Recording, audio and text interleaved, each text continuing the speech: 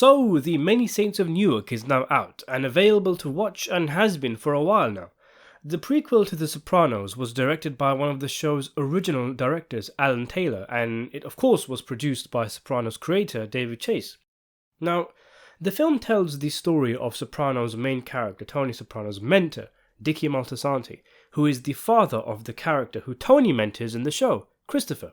Christopher is one of the most interesting and frequently explored characters in the show, with various aspects of his life tackled, such as his alcohol and substance addiction, his genuine but abusive relationship with his girlfriend, and his flirtation with life away from the mob, maybe a career in screenwriting or male modelling or something. Eventually though, of course, Tony's patience with Christopher's cock-ups in life, in addition to Tony's growing narcissism, causes him to utilize on an opportunity to get rid of Christopher for good without anyone knowing he killed him, and he suffocates the man after a car accident. Christopher Moltisanti, arguably the second main character in the show, who is credited as being in 83 of the 86 episodes in the series' run, is incredibly killed by the very same man who groomed him as his protege.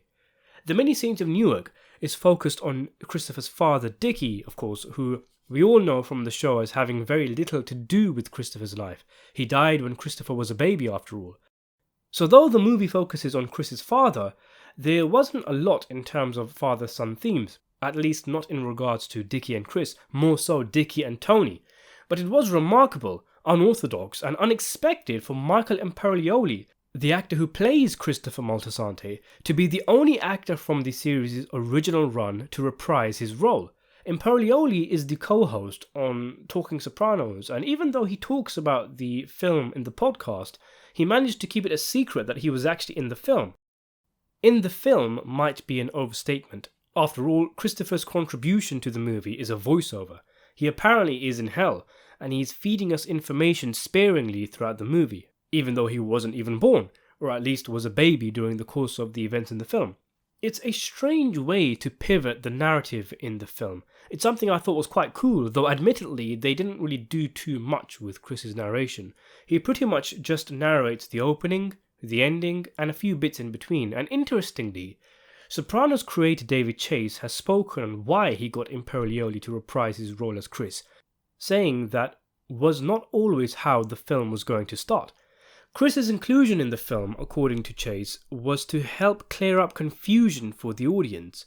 Chase said, "That was the maraschino cherry on top. That was really nice. We first undertook it to clear up possible confusions and to help people understand where they were. Where's Newark? Who are the criminals? Who's that guy? Is that Silvio? We're getting a lot of that." This comes after the film's director, Alan Taylor, revealed that another Soprano star was set to reprise their role in the film, and that was Eddie Falco, who of course plays Carmela, the wife of Tony Soprano. That is huge news, and would have surely made for a different film, even though her inclusion was just for the opening of the movie. She even filmed her scenes apparently, as Taylor explained. Not to give too much away, but when you make a movie you're not exactly sure the final shape it's going to be, and we, believe it or not, shot a few things that included other cast members.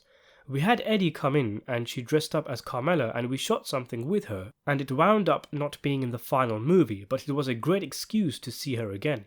She's so ridiculously talented, and she's also one of these people who, and it seems to frequently be women, that manage to be perfect actors and also the sanest people you've ever met in your life.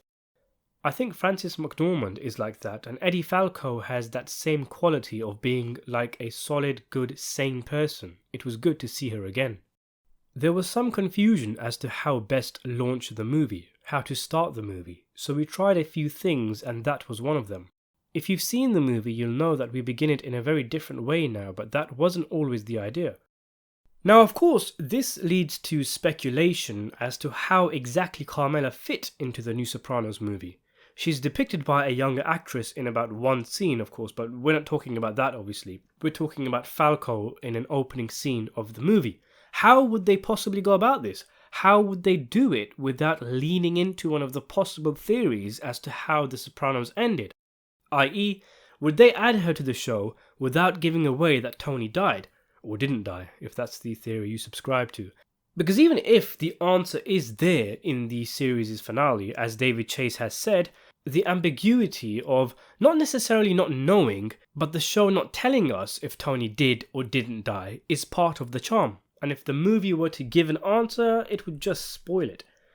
Maybe they would show Carmela at Tony's grave, but with Tony's death date being obstructed so we can't see it. Or maybe just Carmela in the kitchen having a think, or in the bedroom coming across one of Tony's memorabilia from his youth, like a high school yearbook photo, which sparks the opening of the film. And in this scene, we wouldn't know if Tony was just out getting some milk, or he was dead from whatever happened in the diner. Or maybe the scene was just set years later, and it was accepted in the scene that Tony was dead, but the movie never points to whether it was something that happened in the diner or something that happened years later.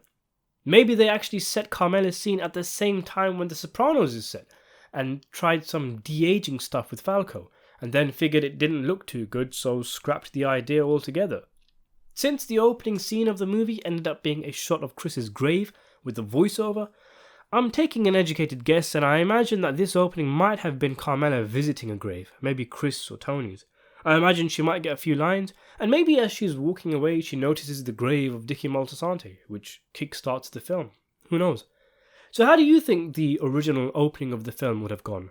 Would you have liked to see Falco reprise her role? Let me know in the comments below, and thanks for watching.